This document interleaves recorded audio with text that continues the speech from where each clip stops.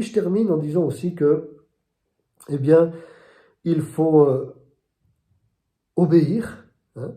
Obéir, donc là on a entendu la parole de Dieu, puis ensuite il faut obéir. Et je lirai juste le verset 25 à 27. Dans la même nuit, l'Éternel dit à Gédéon. Donc c'est dans l'ordre chronologique là que j'ai cité ces textes. Dans la même nuit, l'Éternel dit à Gédéon, prends le jeune taureau de ton père et un second taureau de 7 ans. Renverse l'autel de Baal qui est à ton père et abat le pieu sacré qui est dessus. Tu bâtiras ensuite et tu disposeras sur le haut de ce rocher un autel à l'Éternel ton Dieu. Tu prendras le second taureau et tu offriras un holocauste avec le bois de l'idole que tu auras abattu. Gédéon prit 10 hommes parmi ses serviteurs et fit ce que l'Éternel avait dit. Mais, comme il craignait la maison de son père et les gens de la ville, il l'exécuta de nuit et non de jour. Mais il a obéi à Dieu. Il a obéi à Dieu. Et conséquence, au verset 34, l'Éternel fut revêtu de l'Esprit de l'Éternel. Il sonna de la trompette, et Abiézer fut convoqué pour marcher à sa suite. Il envoya des messagers dans tout Manassé, qui fut aussi convoqué pour marcher à sa suite. Il envoya des messagers dans Azer, dans Zabulon et dans Nephtali, qui montèrent à leur rencontre. Amen. Marcher à sa suite. Manassé, donc la famille à laquelle il appartenait, la tribu à laquelle il appartenait, fut convoqué pour marcher à sa suite. Il sonna de la trompette et Abiézer fut convoqué pour marcher à sa suite. À sa suite. Donc Joas, le papa, était de la famille d'Abiézer. Voilà. Il était de la famille d'Abiézer. Et cette famille appartenait à la tribu de Manassé. Donc avant de pouvoir convoquer la famille de son père, la famille d'Abiézer, la famille et la tribu, puisqu'il appelle Manassé la tribu de son père, et même plus que ça, puisqu'il va convoquer Azer, il va convoquer Zabulon et Nephtali, des tribus du nord d'Israël, pourtour de la Galilée là-haut. Eh bien, avant d'appeler à quelque chose de grand, parce que là c'est quand même un appel qui a un impact, d'accord? Eh bien, il a obéi. Oui, il a obéi. Il a dû renverser l'autel de Baal et il a dû abattre le pieu sacré qui était dessus, c'est-à-dire l'idole.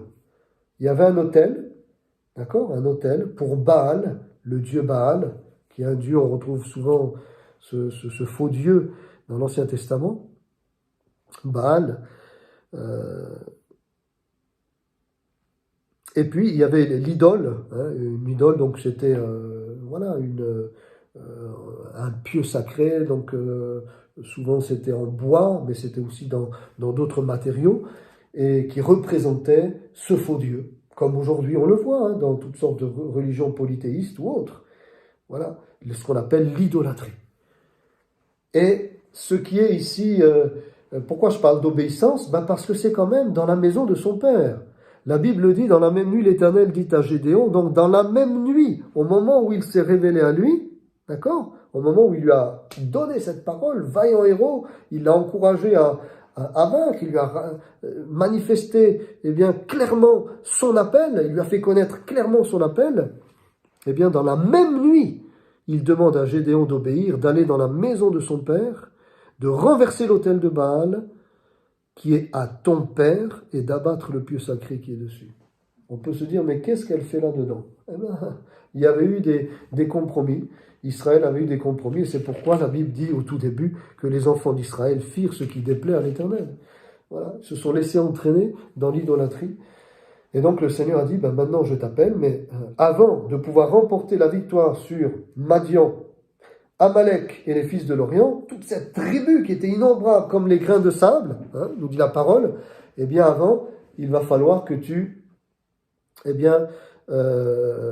obéisses et que tu abattes cette idole qui est dans la maison de ton père. Donc il devait faire quelque chose qui allait lui coûter. Vous savez, ça me rappelle un petit peu les paroles du Seigneur, quand il dit que celui qui veut me suivre, eh bien, s'il n'est pas capable de renoncer à ses biens, Et s'il ne m'aime pas plus que son père, que sa mère, que ses amis, hein, eh bien, il n'est pas digne du royaume de Dieu. Quand Jésus dit des paroles, parfois, qui sont... Enfin, parfois, toujours, n'est-ce pas? Mais il y a des paroles parfois dont on n'a pas réalisé parfois l'ampleur, c'est ça que je voulais dire. On n'a pas réalisé parfois l'ampleur de ces paroles. Écoutez bien, Luc chapitre 14, verset 25. De grandes foules faisaient route avec Jésus. De grandes foules. Il se retourna et leur dit, aux foules, si quelqu'un vient à moi, sans me préférer à son père, à sa mère, à sa femme, à ses enfants, à ses frères et à ses sœurs, et même à sa propre vie, il ne peut être mon disciple. Fort, hein? Il faut préférer Jésus à tout et à tous. Et donc là, c'était un test. C'était un test, mais il a passé avec succès ce test, même s'il y avait un peu de crainte, et la Bible nous dit qu'il prit 10 hommes avec lui, et qu'il a été de nuit. Oui, d'accord, hein, d'accord.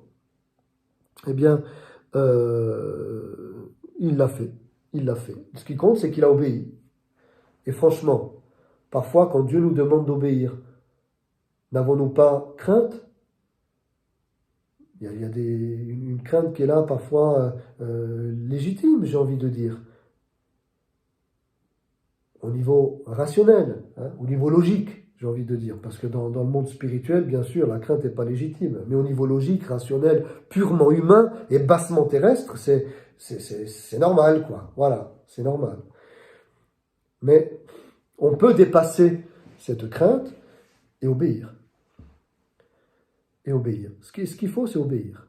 Dieu nous demande quelque chose et on obéit. Alors c'est sûr que avant donc d'être le chef d'Azer, Zabulon, Nephtali, de toutes ces tribus du nord, hein, d'Israël, d'être le conducteur, celui qui est devant, hein, avant d'être même le conducteur de toute sa tribu, de la tribu de Manassé, et même de toute la maison de son père, de la maison d'Abiézer. Vous vous rendez compte? Avant, le Seigneur lui demandait d'obéir et de renoncer précisément à cette idole familiale. Alors on pourrait se dire, mais alors son père, oh là là, mais c'est terrible. Ou on pourrait, si on n'a pas lu la suite, on pourrait se dire, ça a dû être terrible. C'est quoi la suite?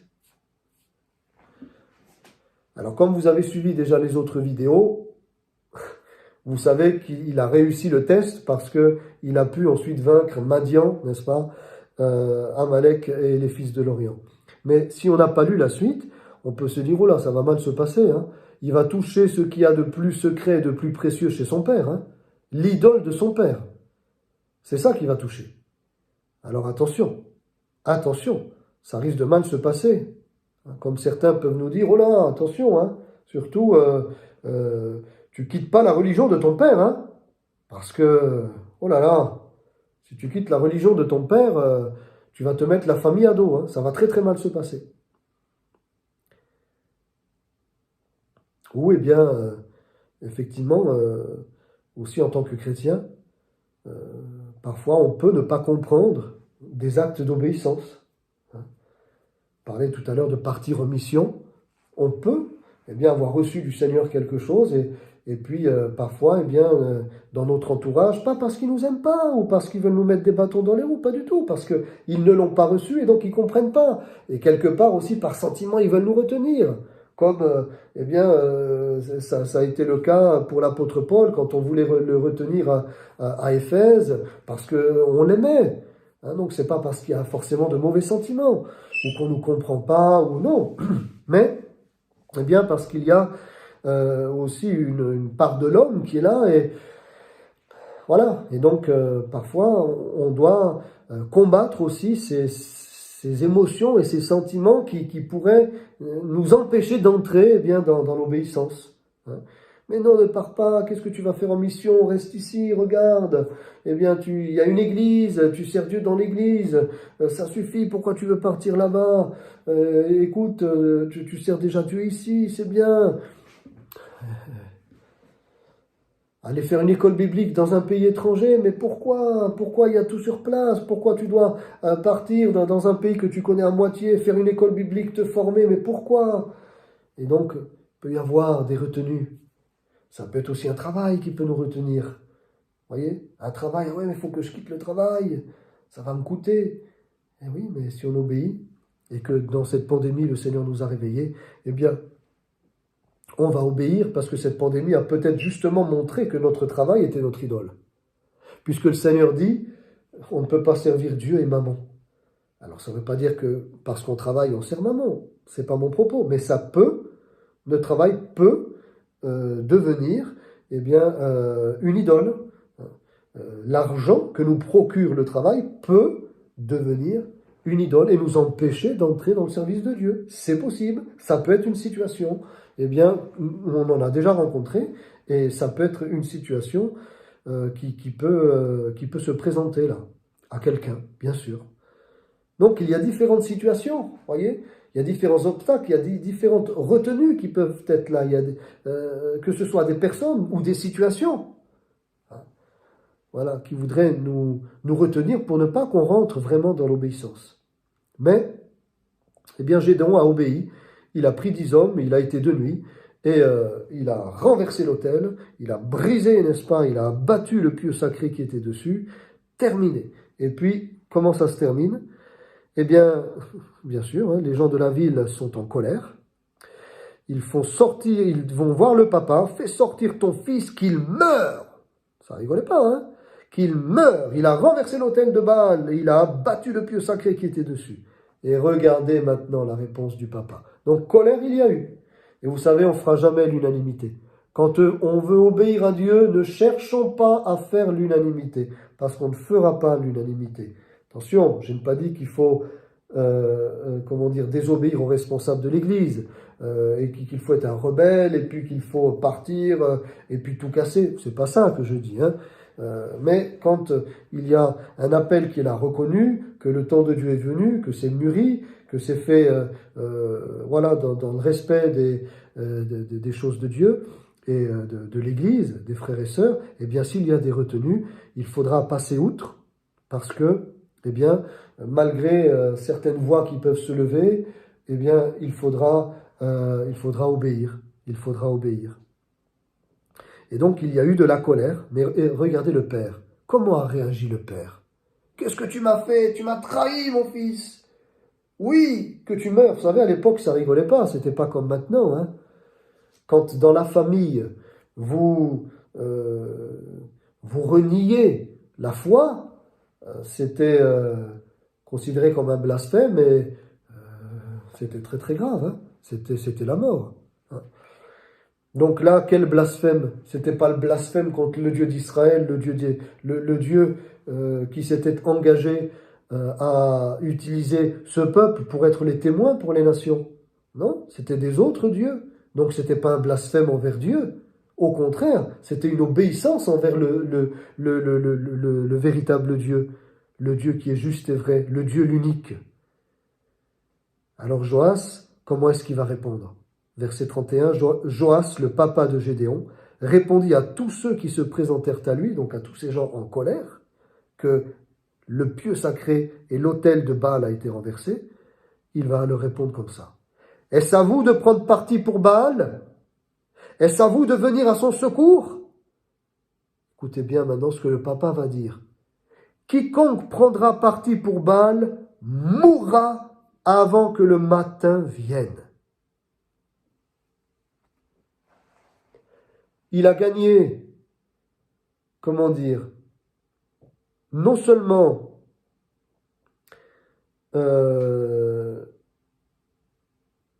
dans son appel, hein, j'ai envie de dire, mais il a gagné aussi son père. Formidable. On aurait pu croire qu'il allait perdre l'amour de son père, l'honneur de son père, le respect de son père, et de sa famille, et de sa tribu, et de tout Israël. C'est tout l'inverse qui est arrivé. Comme il a obéi à Dieu, même si ça lui coûtait, même si c'était pour son père, même si c'était dans sa famille, comme il a obéi à Dieu, Dieu a, quelque part, touché le cœur de son père, qui savait très bien, au plus profond de lui-même, que ce qu'il faisait en laissant l'idole de Baal chez lui, c'était pas bien du tout. Que c'était un péché grave, que c'était de l'idolâtrie, que c'était véritablement profaner le nom de Dieu.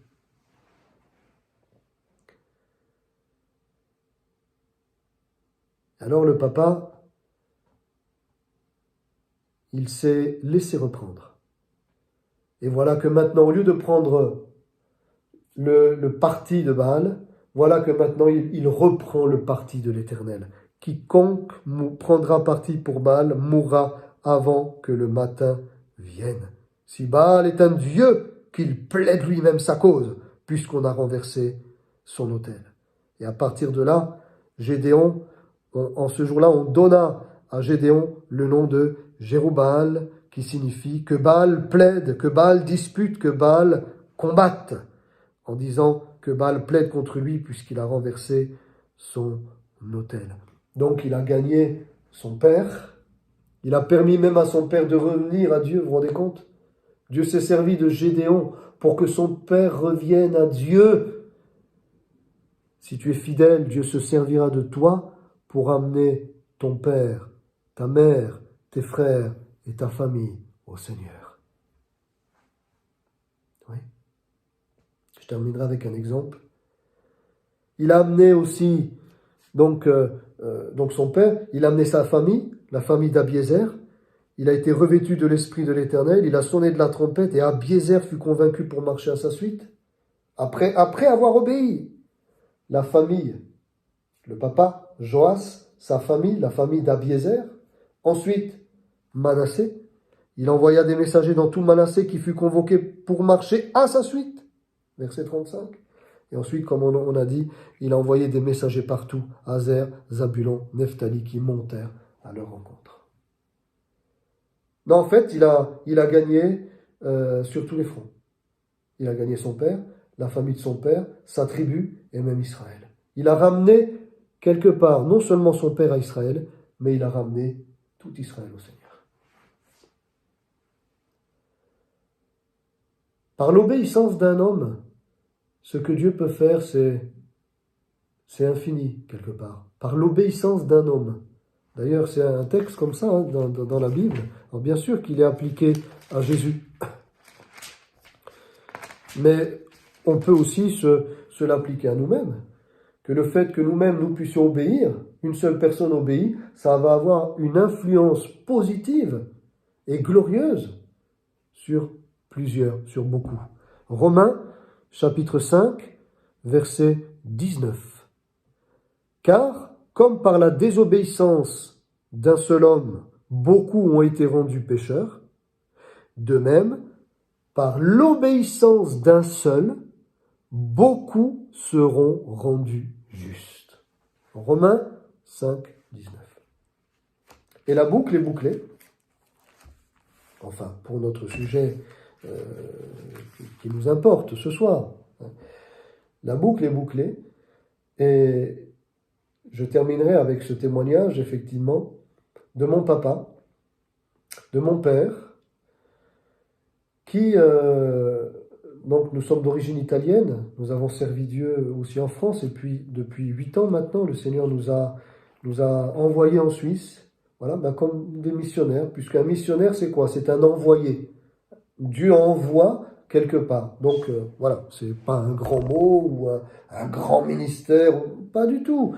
Dieu nous envoie, voilà, donc c'est ce mot-là, voilà. Et nous sommes des missionnaires, le Seigneur nous a envoyés pour servir Dieu ici, donc en Suisse, et on le remercie, gloire à Dieu, pour ce pays magnifique, glorieux, alléluia, que Dieu bénisse la Suisse.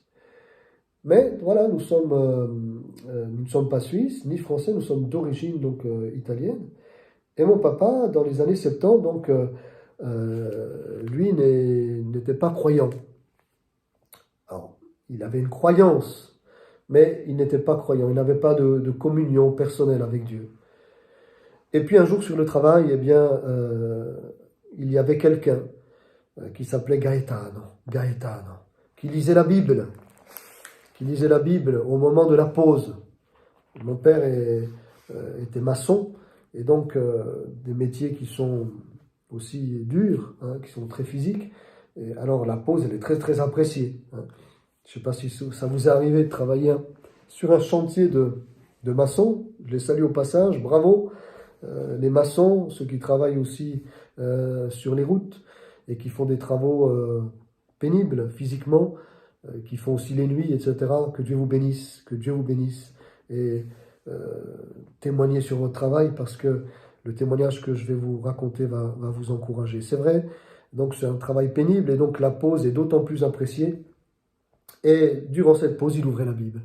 Et mon père était à la recherche. Mon père était à la recherche. Et donc il s'est approché de Gaetano. Mon père s'appelle Antonio. Et il s'est approché de Gaetano et lui a dit, qu'est-ce que tu lis, Gaetano? Il lui dit, c'est la Bible. Et là, mon père dit, mais t'es courageux, dis donc. Parce qu'il y en a quelques-uns qui se moquaient de lui. Ils savaient qu'il lisait la Bible. Alors il ricanait, il rigolait. Sous cap, mais il se moquait de lui. Et alors mon père lui dit, t'es courageux, dis donc. T'as pas peur du regard des autres. Tu manges ton sandwich tranquillement et puis chaque jour, eh bien à midi, tu ouvres la Bible. Et il lui dit, oui, mais tu sais, Antonio, tu peux connaître ce Dieu que je connais. Et puis il lui a dit, mais oui, alors je voudrais bien le connaître, ça me dirait. Et il lui a donné l'adresse de l'église, donc en Italie. C'était l'Assemblée de Dieu, l'église de Pentecôte de Como à l'époque. Enfin, elle est toujours là. Je dis à l'époque parce que à l'époque, on avait le pasteur Piccolo qui travaillait là dans cette église. Et donc mon père est venu. Et quand il est entré dans l'église, eh bien, il a dit, ouais, ah, c'est ici qu'on dit la vérité sur Dieu. Et alors il a voulu en savoir plus sur le Seigneur Jésus, etc. Et puis bien sûr, il a donné sa vie au Seigneur, il a rencontré Jésus. Et donc mon père a été béni, mais donc moi j'étais tout petit et ma maman est entrée en bataille avec lui. Ah, tu es dans une secte, jamais tu emmèneras ton fils dans cette secte, jamais, on va divorcer. Ah, le divorce était presque signé, hein. Et ma mère m'a pris, je m'en souviens, j'étais tout petit, mais vous savez, on garde des choses de manière indélébile quand on est marqué. Et ma mère m'a pris, ma mère s'appelle Luigia Tassone. Ma mère m'a pris et puis elle est partie avec moi dans le sud de l'Italie, en Calabre. Nous sommes originaires de là-bas, de cette belle région du sud de l'Italie. Calabre, et puis elle a pris un temps de congé pour réfléchir. Et je me souviens avoir vu ma mère, à un moment donné, lire la Bible. Je me souviens. Elle était sur son lit, et puis maman a ouvert la Bible. Elle a lu la Bible. Et il s'est passé quelque chose. Oh, mon père avait pu lui dire, viens avec moi à l'église, rien n'avait marché. Mais, vous savez, frères et sœurs, mon père a obéi. Même si ma mère voulait pas venir aux réunions, même si ma mère disait, j'emmènerai jamais mon fils dans ta secte, comme elle appelait, elle pensait que c'était une secte, bien sûr. On va divorcer, c'est fini. N'est-ce pas? Eh bien, ma mère a lu la Bible et puis là, elle m'a dit, Mirko, on retourne chez papa. Et du sud de l'Italie, on est rentré au nord de l'Italie, à Como, et puis ma mère s'est réconciliée avec mon père, et elle a dit, emmène-moi à l'église, je veux connaître le Seigneur. Et elle est rentrée dans l'église, Luigi est rentré dans l'église, ma maman. Vous savez, des années après, j'en parle toujours comme si c'est arrivé hier. Parce que, encore une fois, frères et sœurs, nous ne pouvons parler que de ce que l'on connaît. Et ma mère, donc, a demandé le baptême très vite au pasteur. Elle était pressée d'être baptisée par immersion, de faire le baptême et puis de suivre Jésus.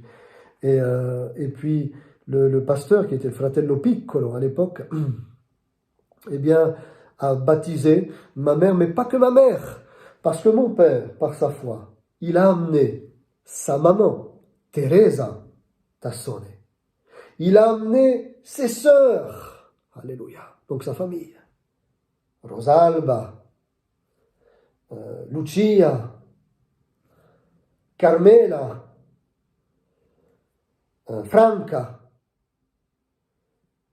toutes converties. Toutes converties au Seigneur. Baptisées du Saint-Esprit, converties. Et puis, il a aussi emmené, je l'oubliais, voyons Mirko, la bisnonna, mon arrière-grand-mère, sa grand-mère à lui, la maman de sa maman. Du coup, elle aussi, eh bien, on a des photos où on la voit descendre dans le baptistère et être baptisée avec ses cheveux blancs, frisés, magnifiques, mamie, avec ses cheveux blancs, frisés, et puis le pasteur a baptisé, donc, mon arrière-grand-mère. Alléluia. Merci Jésus. Alléluia. Alléluia. Merci Seigneur. Oui. Ah Jésus, merci. Alléluia. Oui. Par l'obéissance de mon Père, par l'obéissance d'un Gédéon des temps modernes, d'un petit, voilà, d'un petit Italien, d'un petit maçon, hein, d'un petit Omicros, eh bien, le pasteur a pu baptiser sa mamie, mon arrière-grand-mère, la mamie Teresa, il a pu baptiser mon papa, il a pu baptiser ma maman, et il a pu baptiser mes tantes, les sœurs de ma maman. Et puis même après, son frère aussi, Giuseppe, aussi s'était converti. Des années après, il s'est converti. Il y a aussi ces deux autres frères qui ont été vraiment interpellés, touchés aussi dans leur cœur. Et donc mon père, en obéissant, en tenant bon, c'était son mariage qui était en jeu, frères et sœurs. C'était son mariage qui était en jeu. Regardez maintenant. Moi-même, Mirko, je suis le fils d'Antonio. C'est papa qui m'a gagné au Seigneur. C'est papa qui m'a gagné au Seigneur. Parce que si papa avait désobéi, je ne serais pas là. On va dire, Dieu t'aurait choisi autrement. Peut-être, mais par l'obéissance de papa, je suis là, par la grâce de Dieu. Et maman, qui croyait que c'était une secte, qui disait, tu n'emmèneras jamais Mirko dans ta secte, aujourd'hui, je suis pasteur dans les églises de Pentecôte. Dans ces églises qu'elle pensait au début être une secte, et qui ne sont pas, bien évidemment, pas du tout une secte. Ce sont des églises qui se veulent fidèles, rester fidèles aux églises primitives, à l'église primitive. Alors c'est vrai que quand j'en parle, je suis toujours ému, parce que les bontés de Dieu sont merveilleuses, frères et sœurs. Les bontés de Dieu sont merveilleuses.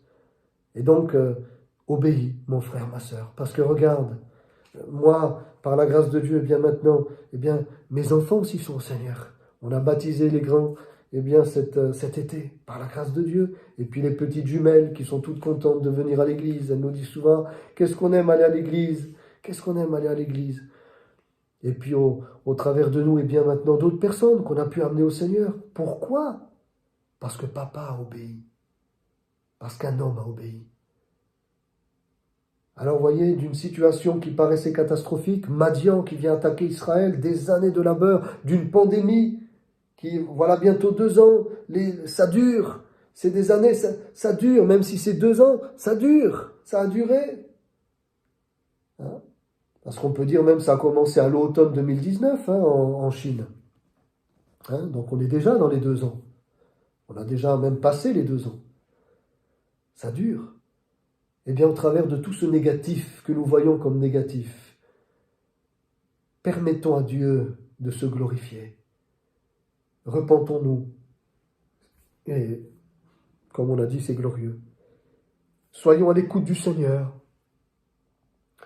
Parce que cette situation et cette pandémie et ces situations compliquées à vue humaine nous ont permis de revenir au Seigneur et donc d'ouvrir nos oreilles au Seigneur. Et enfin, obéissons au Seigneur, qui nous rappelle peut-être un appel, ou qui nous appelle pour la première fois. Obéissons, servons le Seigneur, travaillons humblement, fidèlement, soyons fidèles jusqu'au bout, soyons fidèles dans les petites choses, dans les omicros, dans les petites choses, les choses minimes, les petites choses, et Dieu nous confiera, comme on l'a vu avec Gédéon, alors de plus grandes. Et ce qui compte, oui, c'est d'être fidèle dans les petites choses. Voilà ce que ce mot, encore une fois, Omicron, qui a été donné à ce variant. Eh bien, c'est pourquoi moi ça me parle. On va dire, ah oui, mais bon, c'est un nom comme ça, qu'on a donné comme ça, faut pas voir partout des images, etc. Peut-être. Moi, il n'y a aucune suggestion, aucune affirmation, simplement des remarques étonnantes par rapport à ce texte et qui nous encouragent. Une étude de mots sur ce passage de Juges 6 et 7 qui nous encourage dans notre contexte bien particulier de maintenant Omicron, ce nouveau variant qu'on annonce comme le plus terrible, le plus différent de tous, etc. Eh bien, on verra, Dieu seul sait, nous n'affirmons rien, nous ne prophétisons rien, nous ne nous prenons pas pour des prophètes, etc. Non, nous sommes simplement des enfants de Dieu qui avons ouvert la parole de Dieu, qui avons fait ces remarques étonnantes, ces études de mots, et qui nous amènent à prendre ces textes, parce que c'est comme la parole de Dieu, ces textes comme un encouragement durant cette pandémie, où nous le croyons, le Seigneur aura le dernier mot, la gloire lui reviendra, et ça passera par un petit moyen, par un Omicron, par un Omicros, par des petits que nous sommes, ou une situation petite, ou un moyen petit, faible, négligé, insignifiant, mais qui va glorifier l'Éternel. Pourquoi ? Parce que même dans cette pandémie, comme pour Gédéon, même dans cette pandémie, la gloire reviendra à l'Éternel, quel que soit le moyen, la gloire reviendra à l'Éternel, parce que oui, tout revient, toute la gloire, la louange et l'adoration lui reviennent, toutes les actions de grâce reviennent à lui, tout doit être recentré sur lui, recentré vers notre Dieu, à qui soit toute la gloire, maintenant et pour toujours. Merci Seigneur. Oui Jésus, merci parce que c'est vrai, tu es fidèle, tu es bon. Et ta parole est une parole vivante. Ce n'est pas un livre poussiéreux, un livre de bibliothèque, mais c'est la parole de Dieu. Et elle est vivante. Au travers de Pierre, au travers d'Ésaïe, tu nous dis, car la parole de Dieu est vivante. Alléluia, elle est vivante. Oui, Seigneur. Et donc elle nous parle dans le contexte aussi d'aujourd'hui. Elle nous encourage, parfois aussi elle nous surprend avec des coïncidences extraordinaires, avec des mots frappants, oui Seigneur, avec des situations frappantes. Elle nous interpelle, elle nous encourage. Merci Seigneur pour ta parole. Donne-nous de rester petits Seigneur, oui, petits à nos propres yeux, parce que nous savons que c'est toi qui es grand, c'est toi le Oméga. Nous sommes les Omicros, oui, nous sommes les petits, mais c'est toi le grand, c'est toi le grand. Et nous voulons te donner toute la gloire. Oh, bénis chacun, et qu'au travers de cette vidéo, nos bien-aimés, Seigneur, nos amis et tes enfants, les chrétiens, ceux qui déjà t'appartiennent, eh bien, je te demande de les bénir, de les encourager au travers de ces vidéos, afin qu'ils puissent traverser, Seigneur, eh bien, cette période avec courage, avec espoir, car tu auras le dernier mot. Tu auras le dernier mot et la gloire te reviendra. Merci d'avance, Seigneur. Merci d'avance parce que c'est toi qui mettras un terme à cette pandémie comme tu as vaincu Madian, Amalek, les fils de l'Orient. Toute cette multitude, c'était impossible. Et avec un petit Gédéon, eh bien tu as remporté la victoire. Oh, tu es le même Dieu. Tu n'as pas changé. Alors à toi soit la gloire parce que tu vas te glorifier, Seigneur, et tu mettras un terme à cette pandémie. Et nous pourrons dire à Jésus soit la gloire, au Seigneur soit la gloire, à notre Dieu soit la gloire, pour avoir aussi mis fin à cette épreuve mondiale. Merci Jésus par avance, merci, et que toutes celles et ceux qui nous ont écoutés puissent être encouragés par ta parole. Nous t'avons prié, notre Père Céleste, dans le nom de ton Fils Jésus. Merci Seigneur, à toi la gloire. Amen. Bien-aimés, on continuera un petit peu plus, Dieu voulant, et bien sur des études de mots, qui peuvent être surprenantes et encourageantes à la fois dans la situation dans laquelle nous nous trouvons. En tous les cas, je vous souhaite aussi un joyeux Noël, une bonne année par avance, 2022, bonne, parce que le Seigneur est avec nous, voilà, et donc, comme il est avec nous, nous pouvons lui faire confiance et nous blottir dans ses bras et nous attendre à lui. Gloire à Dieu. Soyez bénis. À très bientôt pour une nouvelle vidéo. Shalom, à bientôt.